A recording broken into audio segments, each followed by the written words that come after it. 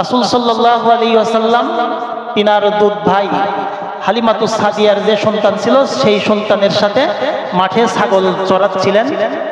সেই সময় দুইজন ফেরেশতা হযরত জিবরাইল আলাইহিস সালাম, হযরত মিকাইল আলাইহিস সালাম সাদা পোশাক পরিহিত, সাদা পোশাক পরে পুরুষ মানুষের সুরতে এসে রাসূল সাল্লাল্লাহু আলাইহি ওয়াসাল্লামের বক্ষ বিদারণ করলেন, সিনা চাক করলেন। সিনা থেকে কেটে যা যা বের করার দরকার, পরিষ্কার করার দরকার, এগুলো করছেন। মানুষের আমাদের অন্তরের মধ্যে যে গুনাহ করার একটা খাহেশ আছে, যেই বস্তু থাকার কারণে আমরা গুনার দিকে ধাবিত হতে চাই, গুনার দিকে আমাদের টানে শয়তানের যে অংশটা আছে, সেই অংশটা ওই ফেরেশতারা তিনারা ঠান্ডা বরফ জনিত পানি দ্বারা সেই অংশগুলো ধুয়ে দিয়েছেন। ধুয়ে দিয়ে আবার সেখানে কলব হৃৎপিণ্ড রেখে আবসলাই করে দিয়েছেন। এই অবস্থা যখন দেখতেছিলেন, হালিমাতুস সাদিয়ার যে সন্তান তিনি দৌড়ে চলে আসছেন ঘরে, এসে তার মাকে বলতেছেন, হালিমাতুস সাদিয়াকে, যে আমাদের কুরাইশি ভাইকে দুইজন পুরুষ মানুষ এসে শোয়ায়ে সিনা চাক করতেছে, বুক চিরতেছে, বুক চিরে আবার সেলাই করছে। এরকম কথা যখন তার মাকে বলতেছেন, হালিমাতুস সাদিয়া ভয়তে দৌড়ে গেলেন। যে দেখলেন একপাশে আমাদের শিশু নবী মুহাম্মদুর রাসূলুল্লাহ সাল্লাল্লাহু আলাইহি ওয়াসাল্লাম তিনি দাঁড়িয়ে আছেন। তখন জিজ্ঞাসা করলেন, এই ঘটনাগুলো বললেন। তিনি ভয়তে যে কি হলো কি হবে, ভয়তে রাসূল সাল্লাল্লাহু আলাইহি ওয়াসাল্লামের মায়ের কাছে, আমিনার কাছে নিয়ে গেলেন, যে এই অবস্থা, আমি তো ভয় পাচ্ছি, এই সন্তানের কি হবে। তখন আমিনা, রাসূলের মা আমিনা, তখন তিনি বললেন যে আমার কোনো ভয় হচ্ছে না, এই সন্তানের নিয়ে আমার কোনো ভয় নেই, আমার এই সন্তান মহামানব হবে ইনশাআল্লাহ, এর কোনো ক্ষতি হবে না। গর্ভে থাকাকালীন আমি স্বপ্নে দেখেছি আমার সন্তানটা মহামানব হবে, শ্রেষ্ঠ মানব হবে, আমি ভয় পাই না। আলহামদুলিল্লাহ নাহমাদুহু ওয়া নাস্তাঈনুহু ওয়া নাস্তাগফিরুহু ওয়া নাউযু বিল্লাহি মিন শুরুরি আনফুসিনা ومن سيئات أعمالنا من يهده الله فلا مضل له ومن يضلل الله فلا هادي له ونشهد أن لا إله إلا الله وحده لا شريك له ونشهد أن سيدنا وسندنا وحبيبنا وطبيبنا وأولانا ومولانا محمدا عبده ورسوله أرسله إلى كافة للناس بشيرا ونذيرا وداعيا إلى الله بإذنه وسراجا منيرا فقد قال الله تعالى في كلامه المجيد أعوذ بالله من الشيطان الرجيم لقد كان لكم في رسول الله أسوة حسنة لمن كان يرجو الله واليوم الآخر وذكر الله كثيرا وقال النبي صلى الله عليه وسلم بعثت لأتمم مكارم الأخلاق صدق الله العظيم وصدق رسوله النبي الكريم ونحن على ذلك من الشاهدين والشاكرين اللهم صل على روح محمد في الأرواح وصل على جسد محمد في الأجساد وصل على قبر محمد في القبور اللهم صل على محمد وعلى آل محمد كما صليت على إبراهيم وعلى آل إبراهيم إنك حميد مجيد আল্লাহুম্মা বারিক আলা মুহাম্মাদিন ওয়া আলা আলি মুহাম্মাদ কামা বারাকতা আলা ইব্রাহিম ওয়া আলা আলি ইব্রাহিম ইন্নাকা হামিদুম মাজিদ।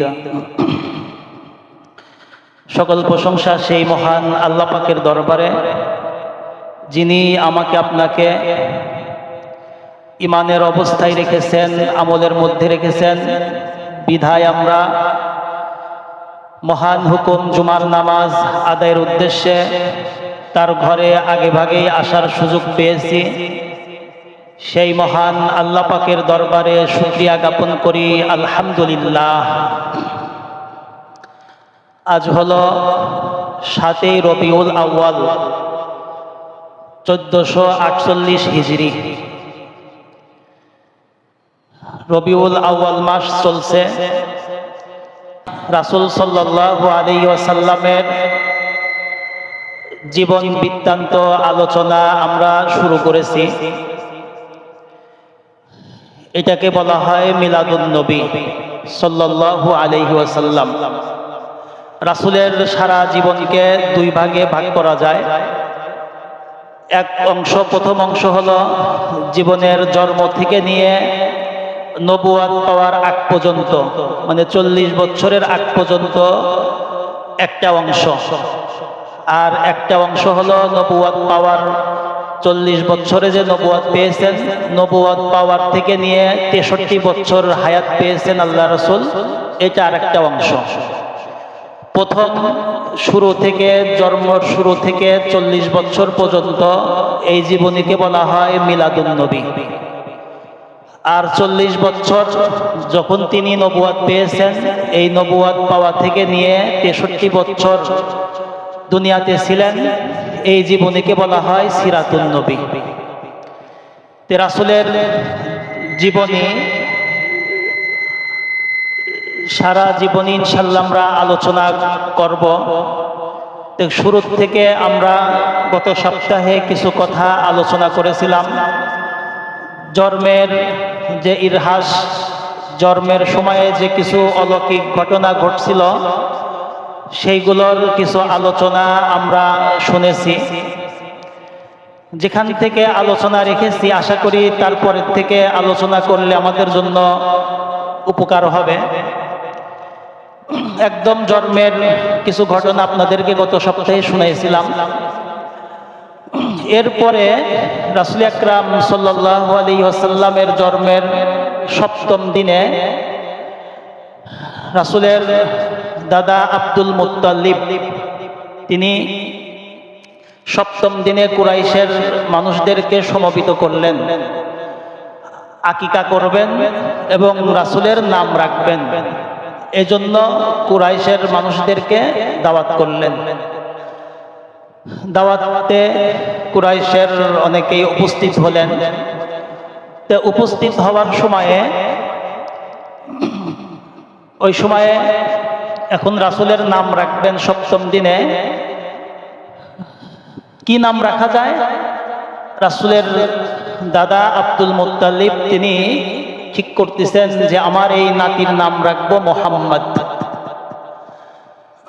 এই নাম যখন বললেন, বলার পরে যারা উপস্থিত ছিলেন কুরাইশবাসী, তিনারা বললেন, আপনি কি নাম বলতেছেন? মুহাম্মদ নাম রাখবেন?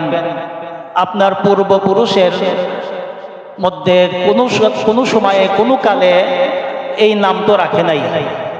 পূর্বপুরুষের নামে আব্দুল উজ্জা আছে, আব্দুল্লাহ আছে, আরো কত কিছু নাম আছে, সেগুলো নাই আপনি রাখতে পারেন। মুহাম্মদ নাম রাখবেন, এটা কি জন্য? এটা কেমন হলো? আব্দুল মুত্তালিব নবীজির দাদা, তিনি এই নাম ঠিক করছেন স্বপ্নের ভিত্তিতে। একটা স্বপ্ন রাসূলের দাদা আব্দুল মুত্তালিব দেখেছিলেন। কি স্বপ্ন? তিনি স্বপ্ন দেখছিলেন, তিনার পৃষ্ঠদেশ থেকে, পিঠ থেকে একটা শিকল বের হয়েছে। সেই শিকল ঊর্ধ্ব আকাশের দিকে চলে গেছে আবার ভূপৃষ্ঠের দিকে নেমে গেছে, এরকম বিশাল বড় শিকল। সেই শিকল আবার প্রশস্ত হয়ে পূর্ব থেকে পশ্চিম দিক পর্যন্ত প্রশস্ত হয়েছে। আবার এই শিকলটা বিশাল একটা গাছের আকৃতিতে ধারণ হয়েছে, একটা গাছ হয়েছে, বিশাল গাছ, বৃক্ষ। সেই বৃক্ষের যে পাতাগুলো আছে, পাতাগুলো খুব উজ্জ্বল, ঝকঝক করতেছে, ঝলমল করতেছে। সেই বৃক্ষ দলে দলে মানুষেরা জড়িয়ে ধরে আছে। স্বপ্ন দেখতেছেন, স্বপ্ন আব্দুল মুত্তালিব, যে সেই বৃক্ষ মানুষেরা, অনেক মানুষ, বহু মানুষ বৃক্ষ জড়িয়ে ধরে আছে। সেই মানুষগুলোর মধ্যে কুরাইশেরও কিছু মানুষ আছে, তারাও এই বৃক্ষ ধরে আছে। আবার কুরাইশের কিছু মানুষ এই বৃক্ষ কেটে ফেলবে, এই জন্য তারা আবার অপচেষ্টা করতেছে, কেটে ফেলার জন্য সামনে আসে। কিন্তু এক সৌম্যকান্তি যুবক, সে তাদেরকে সরিয়ে দেয়, গাছের কাছে আসতে দেয় না, কাটতে দেয় না। এই স্বপ্ন তিনি দেখলেন। দেখার পরে যারা ওই সময়ের স্বপ্নের ব্যাখ্যা জানতেন, তাদের কাছে জিজ্ঞাসা করলেন আব্দুল মুত্তালিব, নবীজির দাদা, যে আমি তো এই স্বপ্ন দেখলাম, এই স্বপ্নের অর্থ কি, ব্যাখ্যা কি? তখনকার স্বপ্ন ব্যাখ্যাকাররা তারা বলতে লাগলো, তারা বলল, আপনার বংশধারা থেকে এমন একটা শিশুর আগমন হবে, সেই শিশুর প্রশংসা ঊর্ধ্ব আকাশ থেকে ভূপৃষ্ঠের সমস্ত মানুষেরা, আকাশের অধিবাসীরা, জমিনের অধিবাসীরা, সমস্ত মানুষেরা আপনার সেই বংশের শিশু সন্তানের প্রশংসা করবে। সুবহানাল্লাহ। এই স্বপ্নের প্রেক্ষিতে আব্দুল মুত্তালিব তিনার নাতির নাম রাখলেন মুহাম্মদ।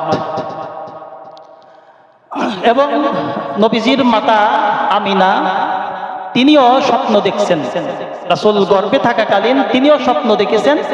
স্বপ্নের মধ্যে এসে তাকে বলা হয়েছে যে তোমার গর্ভে যে শিশু, এই শিশু শ্রেষ্ঠ মানব জাতির সর্দার হবে, মহামানব হবে। এই শিশু যখন জন্মগ্রহণ করবে, এই শিশুর নাম রাখবে মুহাম্মদ অথবা আহমদ। নবীজির দাদা, নবীজির মাতা, দুজনের এই স্বপ্নের ভিত্তিতে রাসূলের নাম ঠিক করা হলো মুহাম্মদ। মুহাম্মদ কেন? যে পুরা বিশ্বের মানুষেরা, আসমান জমিনের অধিবাসীরা সবাই তার প্রশংসা করবে।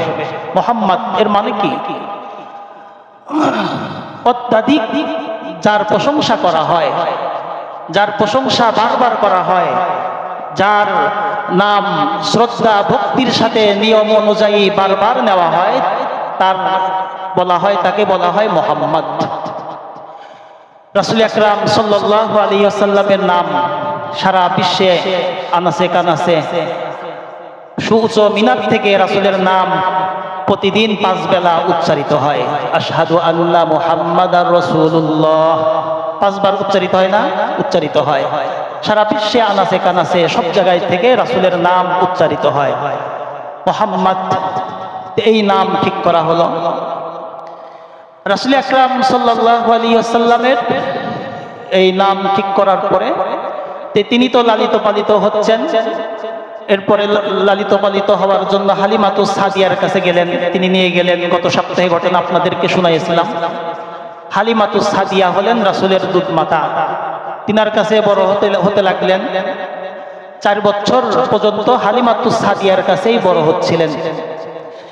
তো এই সময়েও বিভিন্ন ঘটনা ঘটেছে। হালিমাতুস সাদিয়ার ঘরে বিভিন্নভাবে বরকত আসতে লাগলো, ভরপুর হতে লাগলো বরকতে। গত সপ্তাহে আপনাদেরকে শোনাইছিলাম কিছু কথা। তো 4 বছরের মাথায় রাসূল আকরাম সাল্লাল্লাহু আলাইহি ওয়াসাল্লামের একটা ঘটনা ঘটলো। সিনা চাক, বক্ষ বিদারণ, সিনা চাক করা হলো। রাসূল সাল্লাল্লাহু আলাইহি ওয়াসাল্লাম তিনার দুধ ভাই হালিমাতুস সাদিয়ার যে সন্তান ছিল, সেই সন্তানের সাথে মাঠে ছাগল চড়াচ্ছিলেন। সেই সময় 2 জন ফেরেশতা, হযরত জিবরাইল আলাইহিস সালাম, হযরত মিকাইল আলাইহিস সালাম, সাদা পোশাক পরিহিত, সাদা পোশাক পরে পুরুষ মানুষের সুরতে এসে রাসূল সাল্লাল্লাহু আলাইহি ওয়াসাল্লামের বক্ষ বিদারণ করলেন, সিনা চাক করলেন। সিনার থেকে কেটে যা যা বের করার দরকার, পরিষ্কার করার দরকার, এগুলো করছেন। মানুষের, আমাদের অন্তরের মধ্যে যে গুনাহ করার একটা খাহেশ আছে, যেই বস্তু থাকার কারণে আমরা গুনার দিকে ধাবিত হতে চাই, গুনার দিকে আমাদের টানে শয়তানের যে অংশটা আছে, সেই অংশটা ওই ফেরেশতারা তিনারা ঠান্ডা বরফ জনিত পানি দ্বারা সেই অংশগুলো ধুয়ে দিয়েছেন। ধুয়ে দিয়ে আবার সেখানে কলব হৃৎপিণ্ড রেখে আবসলাই করে দিয়েছেন। এই অবস্থা যখন দেখতেছিলেন, হালিমাতুস সাদিয়ার যে সন্তান, তিনি দৌড়ে চলে আসছেন ঘরে।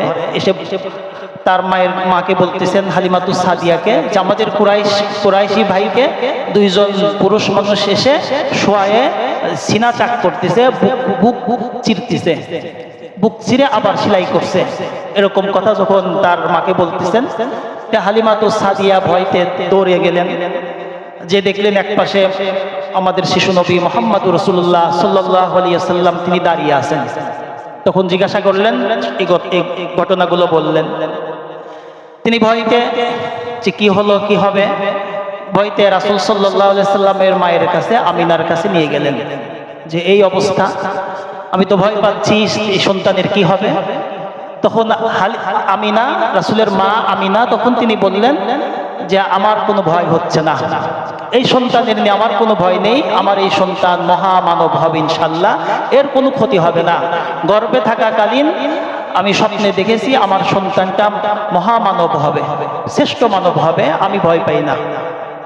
তো ওই সময়ে থেকেই আমিনার কাছে রাসূল সাল্লাল্লাহু আলাইহি ওয়াসাল্লাম থাকলেন, নিজের মায়ের কাছে।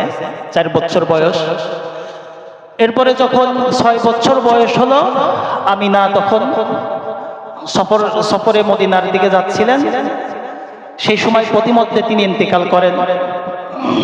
তখন উম্মে আইমান যে দাসী ছিল, সেই দাসীর সাথে তিনি মক্কায় চলে আসেন। আসার পরে রাসূল আকরাম সাল্লাল্লাহু আলাইহি ওয়াসাল্লাম তিনার দাদা আব্দুল মুত্তালিবের কাছে বড় হন, লালিত পালিত হন। আব্দুল মুত্তালিবের কাছে, দাদার কাছে রাসূল লালিত পালিত হন। যখন রাসূলের বয়স 6 বছর, তখন তো মা মারা যান। যখন 8 বছর, এই সময় আবার আব্দুল মুত্তালিব মারা যান, রাসূলের দাদা। 2 বছর দাদার কাছে লালিত পালিত হন। আব্দুল মুত্তালিব যখন ইন্তেকাল করেন, এই সময় 8 বছরের বয়স। এই সময় আব্দুল মুত্তালিবের ইন্তেকালের পরে নবীজি তিনার চাচা আবু তালেবের কাছে লালিত পালিত হন। আবু তালিব রাসূলের চাচা ছিলেন। পিতা যেভাবে সন্তানদেরকে লালন পালন করেন, স্নেহ মমতা করেন, আব্দুল মুত্তালিব রাসূল সাল্লাল্লাহু আলাইহি ওয়াসাল্লাম এই ভাতিজাকে নিজের সন্তান থেকে বেশি ভালোবাসছেন, বেশি মহব্বত করছেন, বেশি আদর যত্নে বড় করছেন। আবু তালেব রাসূল সাল্লাল্লাহু আলাইহি ওয়াসাল্লামকে লালন পালন করেন তিনার মৃত্যু আগ পর্যন্ত। সব সময় সাথে সাথে রাখেন। আবু তালেব রাসূল সাল্লাল্লাহু আলাইহি ওয়াসাল্লামকে সব সময় সাথে সাথে রাখেন। ঐতিহাসিকরাই লিখতেছেন, রাসূল সাল্লাল্লাহু আলাইহি ওয়াসাল্লামের বয়স যখন 12 বছর, এই সময়ে আবু তালেব একদিন ব্যবসার উদ্দেশ্যে তিনি যাবেন শাম দেশে, কথা না বলি, শাম দেশে ব্যবসার উদ্দেশ্যে যাবেন, রওনা করবেন। তিনি চাচ্ছেন যে রাসূলকে তো রেখেই যাবেন সেখানে, কিন্তু তিনি যাবেন আর রাসূলকে রেখে যাবেন, এই অবস্থা দেখে তিনি আর সহ্য করতে পারতেছিলেন না। রাসূলের মন ছোট হয়ে গেছে যে তাকে রেখে চাচা শাম দেশে ব্যবসার উদ্দেশ্যে যাচ্ছেন। তখন কি করলেন, রাসূল সাল্লাল্লাহু আলাইহি ওয়াসাল্লামকে সাথে নিয়েই রওনা করলেন শাম দেশে। বয়স তখন 12 বছর।